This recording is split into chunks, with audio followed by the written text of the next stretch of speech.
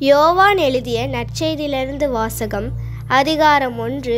இறை வார்த்தைகள் 35-42 முடிய.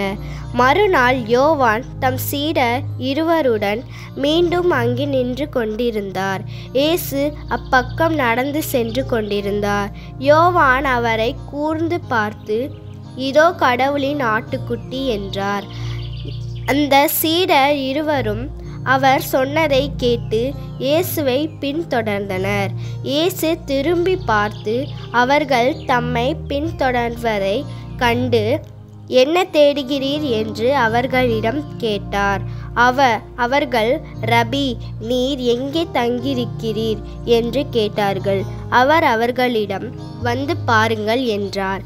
அவர்களும் சென்று அவர் தங்கியிருந்த இடத்தை பார்த்தார்கள். அப்போது ஏறக்குறைய மாலை 4 மணி. அன்று அவர்கள் அவர்களோடு தங்கியிருந்தார்கள். யோவான் சொன்னதை கேட்டு இயேசுவை பின்தொடர்ந்த இருவருள் அந்திரேயா ஒருவர்.